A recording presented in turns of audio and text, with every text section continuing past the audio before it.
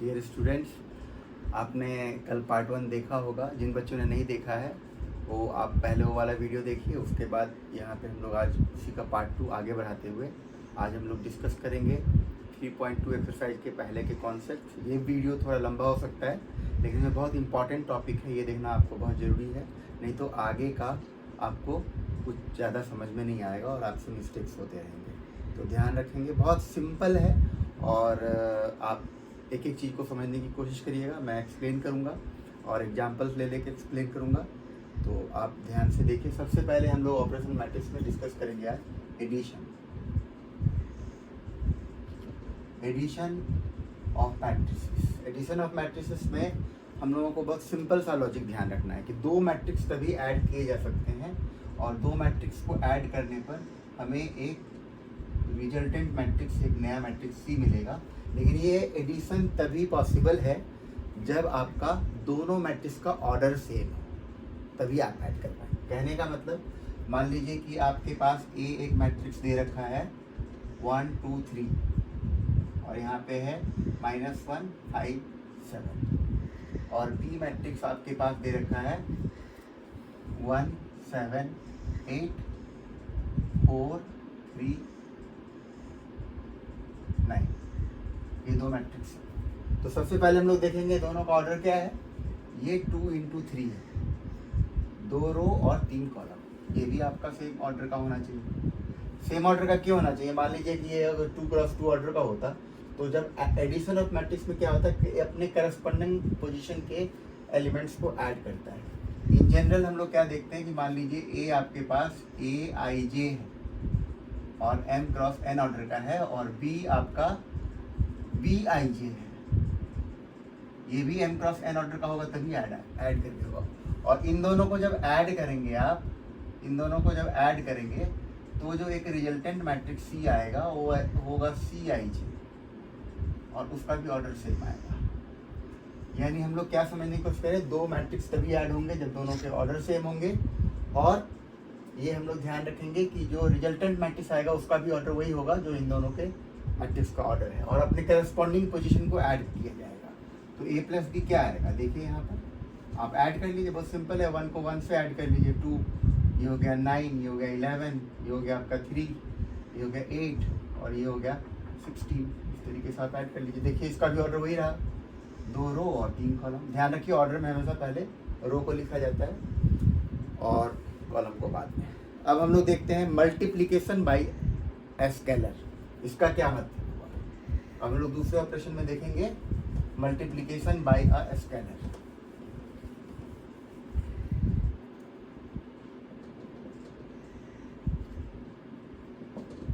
Multiplication bye a scalar. Scalar का मतलब हो गया एक कोई रियल नंबर। अब जैसे मान लीजिए इस मैट्रिक्स को हम थोड़ी देर के लिए A मान लेते हैं और K हमारा स्केलर है।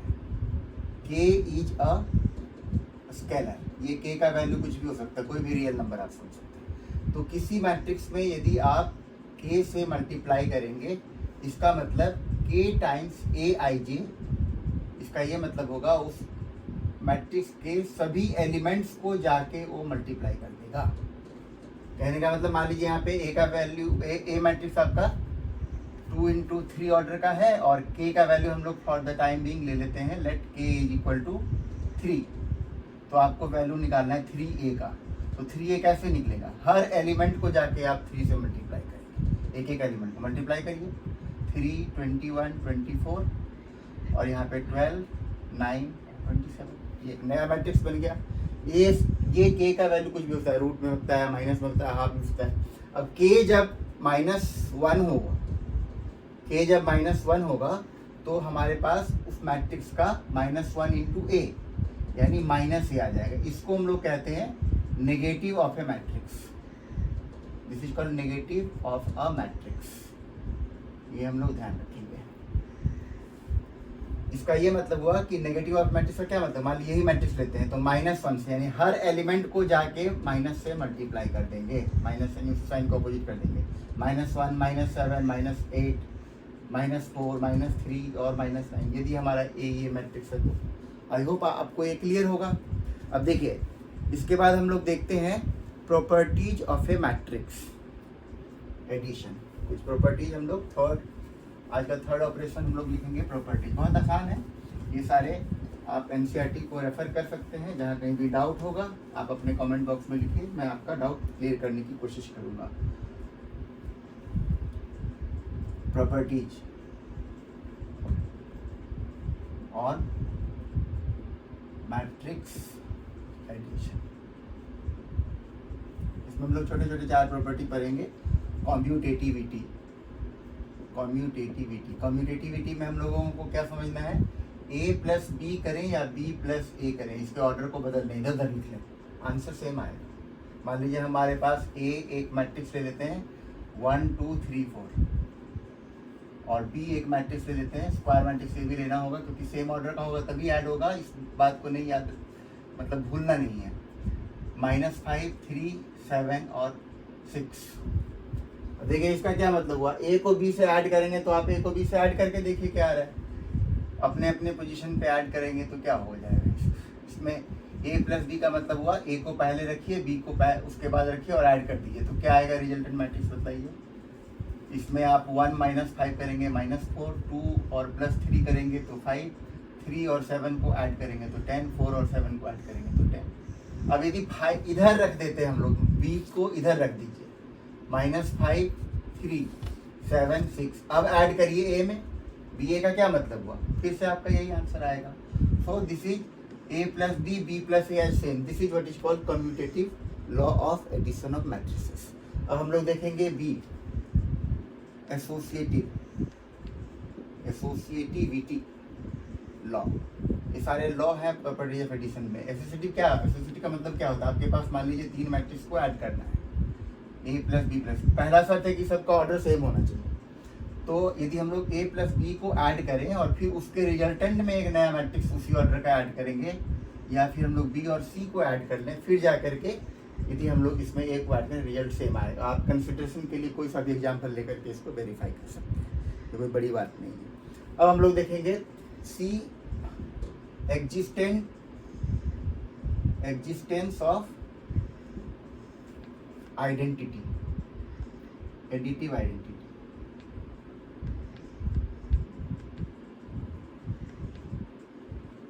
एग्जिस्टेंस ऑफ एडिटिव आइडेंटिटी का मतलब हो गया ए में कौन सा मैट्रिक्स ऐड किया जाए लेफ्ट से या राइट से कि आपका आंसर ए ही आए। क्या आंसर होगा इसमें, 0 matrix of the same order of as that of A का जो ऑर्डर होगा उतने ही ऑर्डर का 0 मैट्रिक्स लेंगे। कहने का मतलब यदि ए आपका ये है तो आपका 0 मैट्रिक्स 0 0 0 0 4 स्क्वायर का होगा। यदि आपका एक ए मैट्रिक्स दे रखा होगा, सपोज करिए 1 2 3 5 7 8, तो आपका 0 मैट्रिक्स भी इसी ऑर्डर का लेना होगा, 0 0 0 0 0 0। तब जाके आप ए में राइट साइड से ऐड करिए 0 को, या 0 को लेफ्ट साइड, आंसर आपका वही रहेगा। इसलिए 0 को कहा गया है 0 matrix of the same order that of the a is said as additive identity for addition, यानी एडिटिव आइडेंटिटी, एडिशन क्लियर। अब हम लोग देखेंगे additive inverse, existence of additive inverse. Additive inverse में हम लोग क्या देखना है, ए में क्या ऐड किया जाए कि आपका एडिटिव आइडेंटिटी मिल जाएगा। बताइए लेफ्ट या राइट में हम लोग इसमें ए में क्या ऐड करेंगे। यदि कोई हमें राइट साइड से ऐड करना है तो इसमें हम लोग -a कर देंगे। यहाँ पे -a वही है, नेगेटिव ऑफ ए मैट्रिक्स, और इधर हम लोग -a से। यदि आप लेफ्ट से करें या राइट से करें, यदि आपका आंसर 0 आ गया, यहाँ 0 से मतलब है एडिटिव आइडेंटिटी के बराबर यदि आ जाए तो हम लोग कह देंगे ये आपका -a will be the additive inverse of the given matrix. तो ये हम लोगों का properties of addition of matrix हो गया। हम लोग प्रॉपर्टीज ऑफ करेंगे। पहले हम लोग देखते हैं इसमें मल्टीप्लिकेशन का प्रॉपर्टीज क्या क्या होता है। Properties of matrix, multiplication of matrix.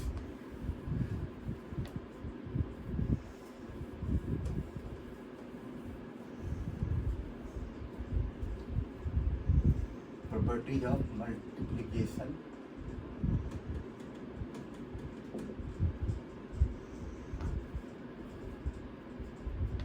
Of matrix.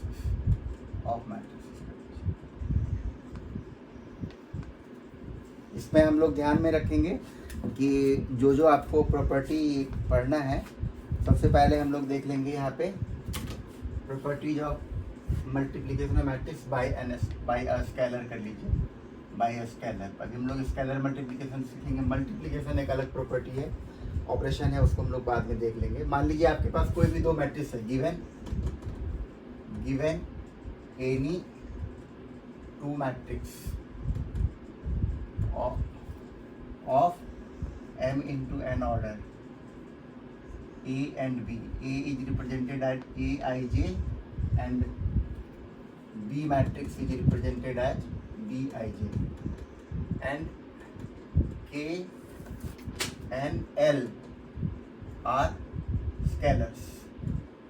ये k और a l स्केलर्स का मतलब k रियल नंबर होगा, एल भी रियल नंबर होगा, एक 2 हो सकता है, एक -3 हो सकता है, कुछ भी हो सकता है, लेकिन ध्यान रहे k और l रियल नंबर होगा। तब आप उसमें क्या क्या हम लोग प्रॉपर्टी देखते हैं। तो पहला प्रॉपर्टी इसका देख लीजिए, k और a प्लस b करेंगे तो क्या आ जाएगा इसमें, ये डिस्ट्रीब्यूट कर जाएगा। k को a से मल्टीप्लाई कर दें और इसी k से b को भी मल्टीप्लाई कर दें। सेकेंड प्रॉपर्टी देख लीजिए, मान लीजिए आपके पास जो है सेकेंड प्रॉपर्टी में हम लोग k इंटू ए प्लस बी के एल, दो स्केलर को पहले ऐड करना है और तब जाके किसी मैट्रिक्स से मल्टीप्लाई करना है।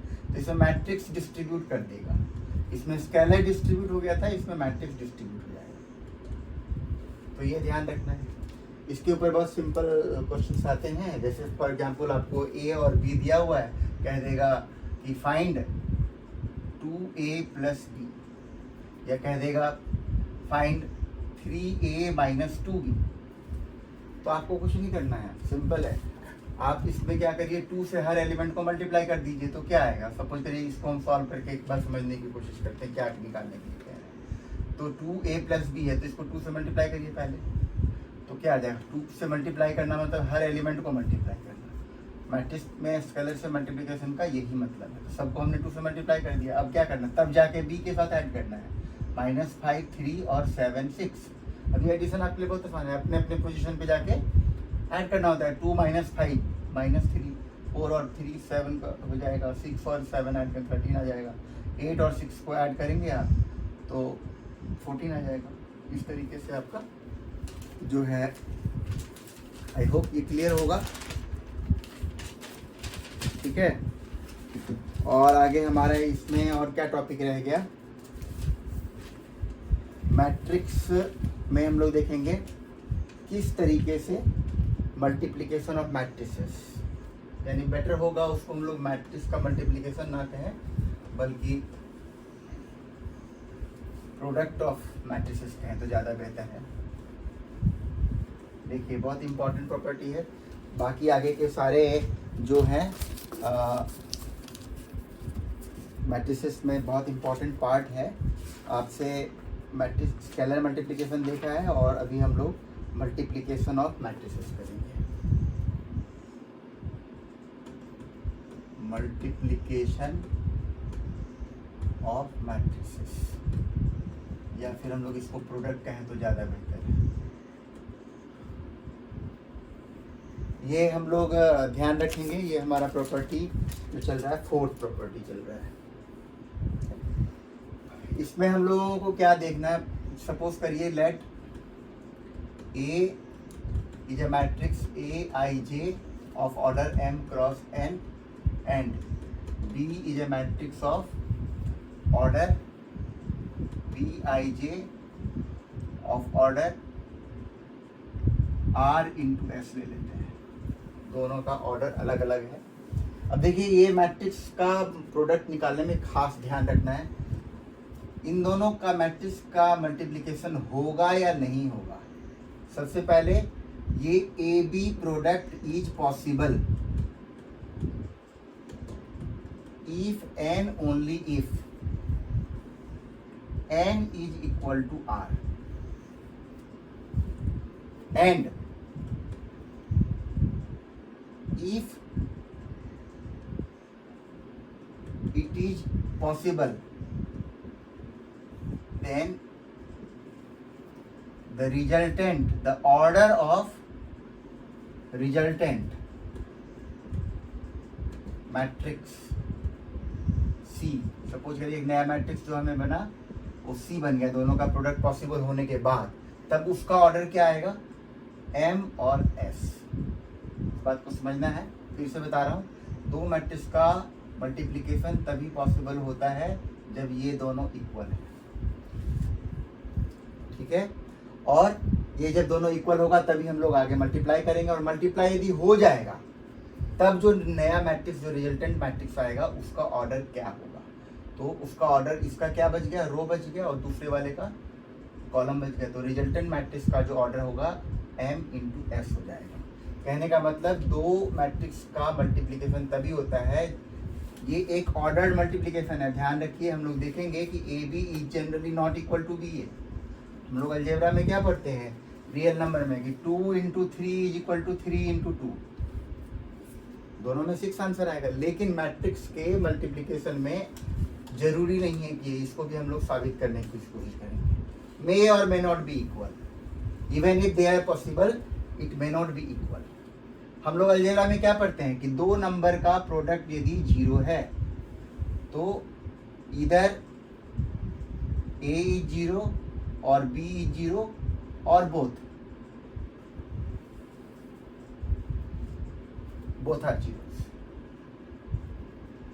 ये हम लोग ये रियल नंबर्स पे पढ़ते हैं। हम लोग यहाँ पे आके देखेंगे मैट्रिक्स मल्टीप्लिकेशन में कैसे ये इनवैलिड हो जाता है, और कैसे मान लीजिए a b b a possible भी होगा तो क्या होगा, बराबर कब होगा, बराबर कब नहीं होगा, ये हम लोग विजुअलाइज करेंगे डिफरेंट। यहाँ आपको हम, मुझे लग रहा है समझ में आ गया। जैसे मान लीजिए सब सिंपल सा क्वेश्चन लेते हैं, ए एक मैट्रिक्स है ए आई जे जो कि हमारा 2x2 ऑर्डर का है, और बी एक मैट्रिक्स है जो हमारा, इसको हम लोग 3 इंटू 2 3x2 ऑर्डर का ले लेते हैं, और बी एक मैट्रिक्स ले लेते हैं बी आई जे, और इसका ऑर्डर रख लेते हैं हम लोग 2 इंटू 3। अब देखिए ए बी निकालेंगे तो रिजल्ट के अनुसार ए बी पॉसिबल है, क्यों, क्योंकि इसका कॉलम इसके रो के बराबर आ रहा है, यानी मल्टीप्लिकेशन तो पॉसिबल हो जाएगा। और जो रिजल्टेंट मैट्रिक्स ए बी एक नया मैट्रिक्स देगा, उसका जो रिजल्टेंट मैट्रिक्स जो हमने सी माना था, सी को हमने मान लेते हैं इन दोनों का एक प्रोडक्ट आ जाएगा पॉसिबल होने के बाद, तो सी आई जे का ऑर्डर आ जाएगा 3x3। अब एक बार जरा उल्टा करके देखिए, पहले बी का लिख के देखिए, बी का ऑर्डर क्या है 2 इंटू 3, और ए का ऑर्डर क्या है 3 इंटू 2। यहाँ पे भी पॉसिबल है, क्योंकि इसका इधर इधर लिखने पे, ऑर्डर को बदलने पे क्या हम लोग क्या देख पा रहे हैं कि 2 इंटू 3 ऑर्डर है इसका, 3 इंटू 2, ये दोनों इक्वल आ रहा है, तो इसका जो रिजल्टेंट एक नया मैट्रिक्स सी निकल के आएगा उसका ऑर्डर जाएगा 2x2। अब हम लोग क्या देख रहे हैं, यदि मैट्रिक्स का मल्टीप्लिकेशन पॉसिबल होगा तब भी इसका ऑर्डर 3x3 यानी 9 एलिमेंट्स होंगे, जबकि यहाँ पे 2x2 केवल 4 एलिमेंट है, तो वैसे ही बराबर नहीं हुआ। तो पहला जो हमने कहा कि ये पॉसिबल होगा भी तो भी नहीं आएगा, तो एक तो ये उदाहरण है। ऐसा भी होगा कि दोनों सेम ऑर्डर का, मान लीजिए दोनों स्क्वायर मैट्रिक्स का आ गया, तब भी हम लोग देखेंगे इलस्ट्रेशन कि किस तरीके से दोनों सेम होने पे भी रिजल्ट इक्वल नहीं आता है। उदाहरण के तौर पे हम लोग पहले देखेंगे मैट्रिक्स मल्टीप्लिकेशन होता क्या है। Matrix multiplication normal scalar multiplication नहीं है, ये बिल्कुल अलग तरीके से होता है, और अलग तरीके से कहने का मतलब ये यूनिक फैशन में होगा, एक तरफ से हॉरिजॉन्टल रो चलेगा और दूसरी तरफ से कॉलम चलेगा। तो सबसे पहले हम लोग एग्जाम्पल या एक्सरसाइज के ही क्वेश्चन लें, ताकि आपका एक क्वेश्चन भी बन जाएगा और आपको समझ में भी आ जाएगा कि कब ये पॉसिबल है कब ये पॉसिबल नहीं है। जैसे मान लीजिए हमने इसमें एग्जाम्पल 13 लेते हैं, जिसमें आपको ए एक मैट्रिक्स दे रखा है 1 -2 और 3 और -4 2 और 5, और बी हमारा एक मैट्रिक्स है 2 3 4 5 और 2 1। इसका ऑर्डर क्या है बताइए, इसका ऑर्डर है 2 इंटू 3, इसका ऑर्डर क्या है 3 इंटू 2। तो हम लोग देखेंगे, अभी जो हम कह रहे थे कि पॉसिबल होगा तो इसका ऑर्डर, रिजल्टेंट का ऑर्डर ही अलग आ जाएगा। मान लीजिए इन दोनों का ए बी का प्रोडक्ट जो है, हम लोग क्या करते हैं, कैसे निकलेगा, पहले इस बात को समझना बहुत इंपॉर्टेंट है बच्चों, इसको ध्यान रखिएगा। ये मैट्रिक्स का मल्टीप्लिकेशन इतना इंपॉर्टेंट है, ये आपको नहीं आया समझ लीजिए मैट्रिक्स कुछ नहीं आया, आपके 6 मार्क्स के क्वेश्चन रह जाएंगे, 2 नंबर के क्वेश्चन रह जाएंगे, इवन 4 नंबर का क्वेश्चन रह सकता है। डिपेंड कि कैसा क्वेश्चन आता है। तो इस बात का ध्यान रखिए, मैट्रिक्स मल्टीप्लिकेशन एक यूनिक तरीके से होता है और हम लोग इसको सीखेंगे ध्यान से। अभी देखिए इसमें क्या होगा, हॉरिजेंटल हमने बताया, एक पहले मैट्रिक्स का जो मैट्रिक्स मल्टीप्लिकेशन में ऑर्डर लिखा हुआ है, पहले वाले का हॉरिजेंटल और दूसरे वाले का वर्टिकल, ये ध्यान रखना है। आप चाहे तो यहाँ एग्जाम में भी निशान लगा लें, कोई दिक्कत नहीं है, आपको सही करना है। अब देखिए क्या होगा, 1 को 2 से मल्टीप्लाई करेंगे तो 1 इंटू 2 प्लस माइनस 2 को हम लोग 4 से मल्टीप्लाई करेंगे तो माइनस 2 इंटू 4 और 3 को 2 से मल्टीप्लाई करेंगे और इस तरीके से मल्टीप्लाई करके सबको आपस में ऐड करेंगे तो एक एलिमेंट जनरेट होगा, पहला एलिमेंट जनरेट हुआ इस तरीके से, ठीक है।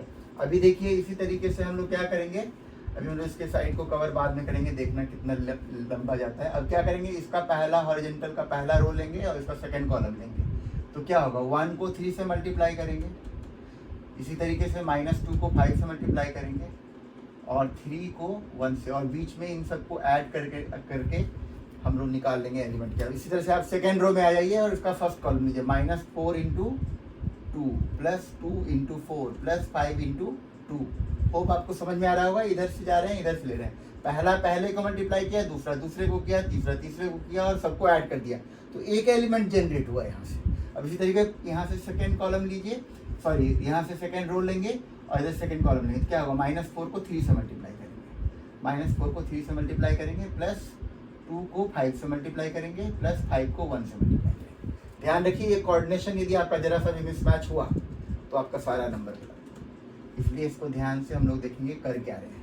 यहाँ पे क्या आ रहा है, ये 2 आ गया, माइनस 8 हो गया और प्लस 6, ये आ गया 3 माइनस 10 प्लस 3, यहाँ पे आ गया माइनस 8 प्लस 8 और प्लस 10, यहाँ आ गया माइनस 12 प्लस 10 और प्लस 5। बस इसको हम लोग कैलकुलेट कर लें, कैलकुलेट करते ही हमारे पास आंसर निकल आएगा। ये क्या आएगा, ये आपका देखिए 0 आ रहा है, इसको क्या करेंगे 6 और ये माइनस 4 आ रहा है, इसको क्या करेंगे कट के 10 आ रहा है ये, और इसको ऐड करेंगे तो क्या आएगा 15 और ये 3 आ जाएगा। तो इस तरीके से हम लोग क्या देख पा रहे हैं, यहाँ पे 2 क्रॉस 3 ऑर्डर का था, 3 और 3 दोनों का एक का कॉलम दूसरे के रो से मैच किया, आंसर क्या बचना चाहिए, इस 2 क्रॉस 2, ये हमारा 2 क्रॉस 2 ऑर्डर का है, ये आ गया। तो इस तरीके से हम लोग देख सकते हैं कि जो है, अब हम लोग क्या करेंगे, इसी को उल्टा करते हैं। उल्टा करने का मतलब आपका इसका रिजल्टेंट लिख लीजिए कहीं पे, ये हमारा ए बी जो है क्या निकल के आया, ताकि हम लोग ये बात को टैली करेंगे, 0 माइनस 4 10 और 3।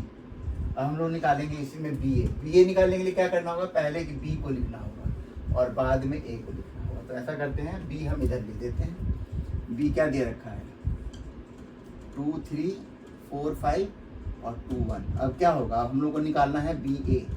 ध्यान रखिए बी ए का में क्या, बी पहले आ गया, बी जब पहले आ गया तो आपको बी का हॉरिजॉन्टल लेना पड़ेगा और ए का वर्टिकल, और कोऑर्डिनेशन उसी तरीके से। तो हम लोग देखिए कैसे लिखेंगे, इसका ऑर्डर भी ध्यान रखिए कि 3 रो और 2 कॉलम।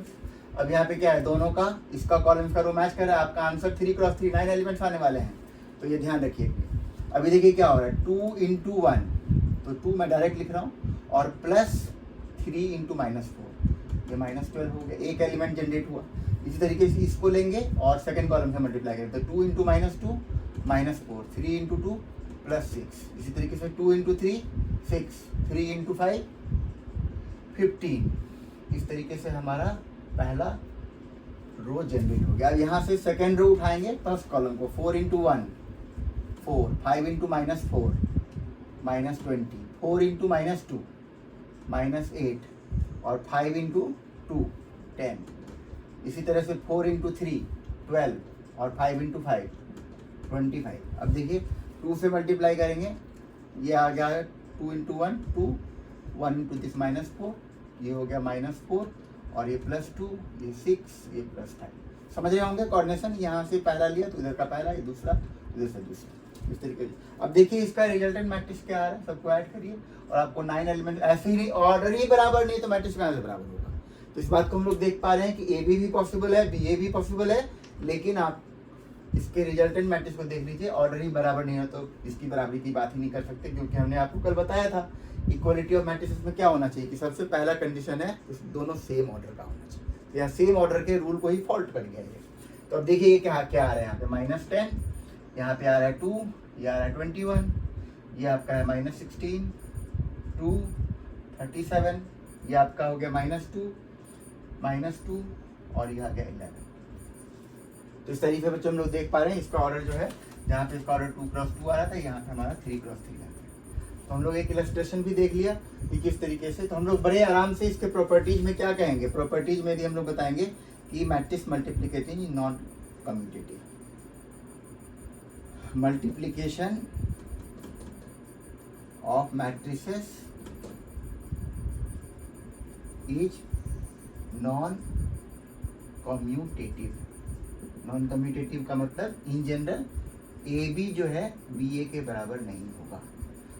हम लोग चाहे तो इस मैट्रिक्स पे भी ये बात चेक कर सकते थे, दोनों इसका भी ऑर्डर 2x2 है, इसका भी ऑर्डर 2x, ऐसा नहीं है कि ऑर्डर डिफरेंट है आ रहा है इसलिए। हम लोग सेम ऑर्डर का भी मैट्रिक्स लेंगे, लेकिन ए बी करेंगे तो कुछ और निकलेगा, बी ए करेंगे। ऐसा क्यों होता है? क्योंकि आप इधर से एक हॉरिजॉन्टल लेते हैं, उधर से आप वर्टिकल लेते हैं। ऑर्डर जिस तरीके से रखा जाता है उसके आधार पर हम लोग डिसाइड करते हैं कि आप ए बी निकाल रहे हैं या बी ए निकाल रहे हैं। ठीक है,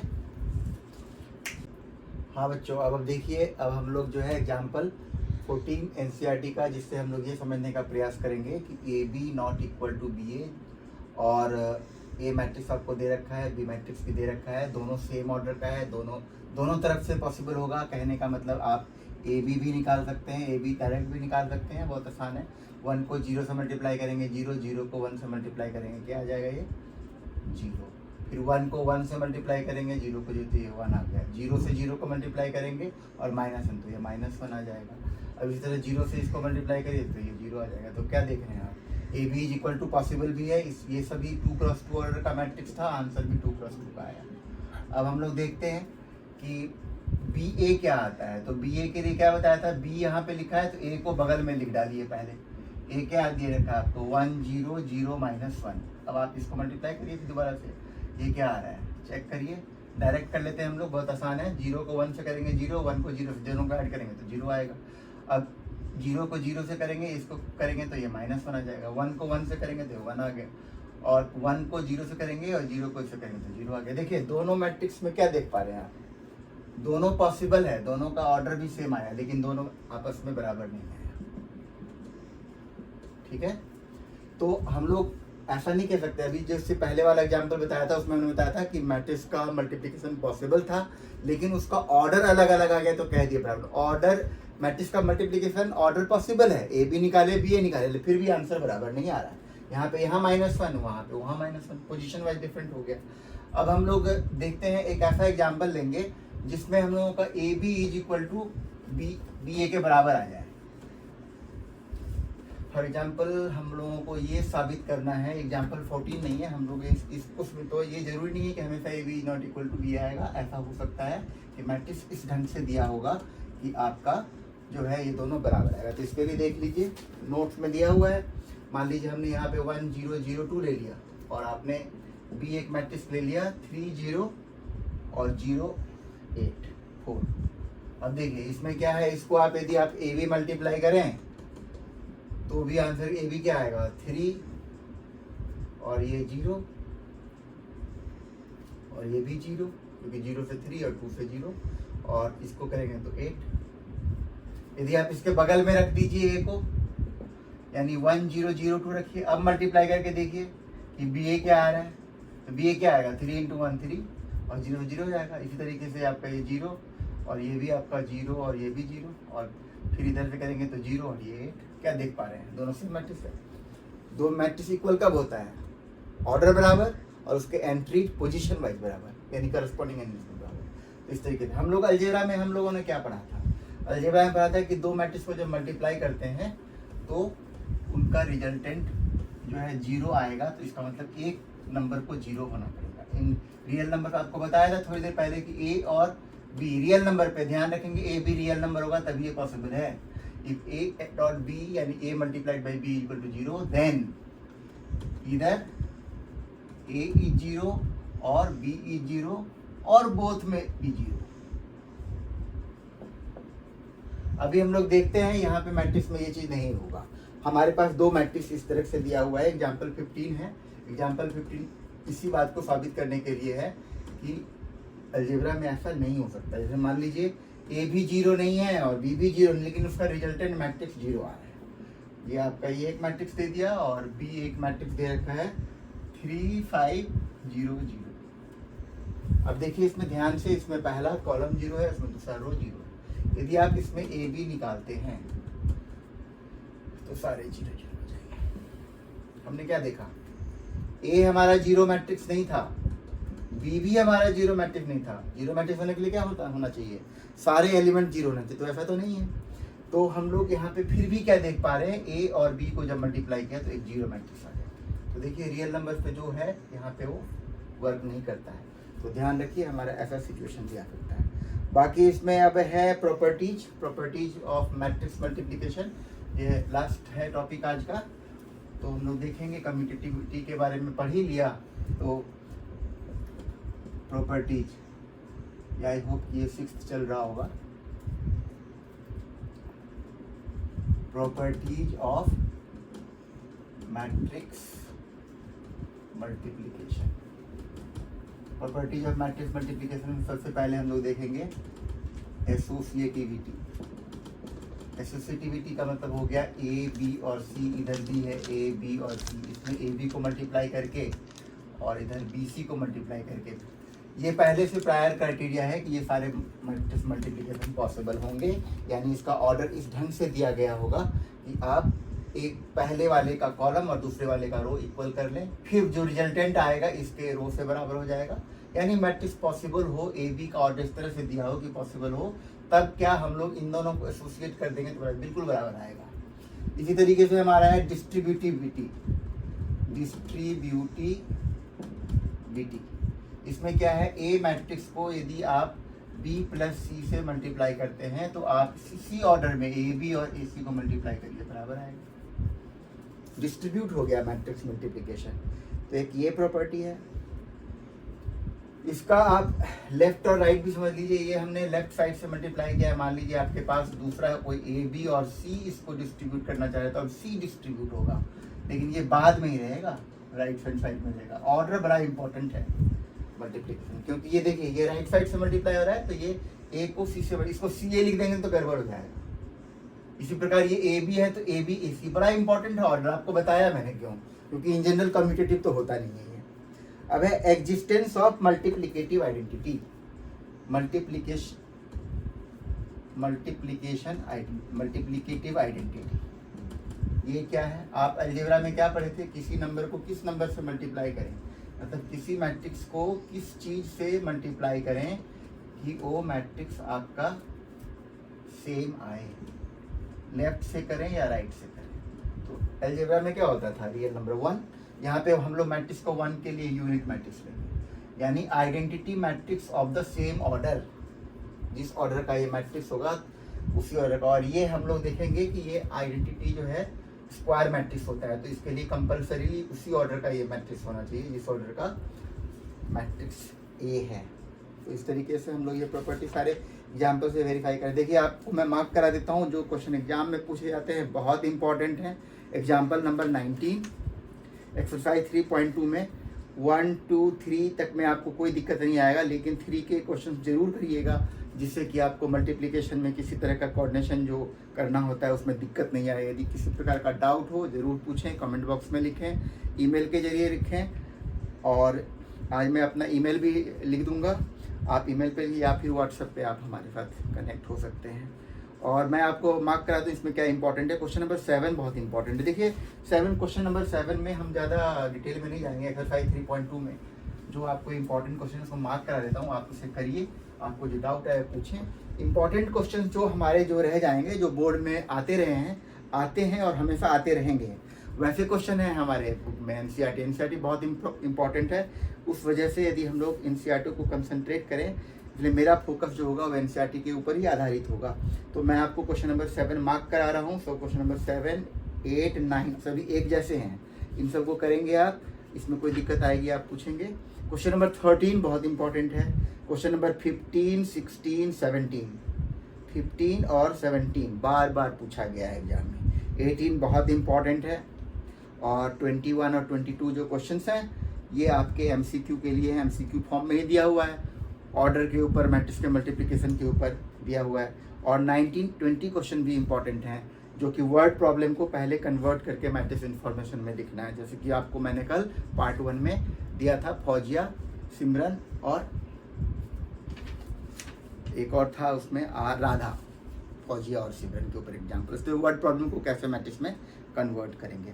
तो आज का वीडियो मैं यहीं सब समाप्त करता हूँ, और फिर नेक्स्ट पार्ट में हम लोग आगे का डिस्कस करेंगे, और एक फाइनल 4 पार्ट में जो ख़त्म किया जाएगा ये चैप्टर, सारे कॉन्सेप्ट और कुछ इलस्ट्रेशन के साथ। लेकिन लास्ट पार्ट जो इसका 5th पार्ट होगा, वो सारे इस चैप्टर के जो मुख्य प्रश्न जो एग्जाम में आते रहे हैं, वो वीडियो हो सकता है लंबा हो, लेकिन मैं सारा कोशिश करूँगा कवर करने का।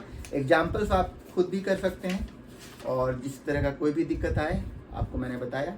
और हमारे इस वीडियो को लाइक भी करिए और सब्सक्राइब भी करिए, दोस्तों को भी बताइए। खुश रहिए।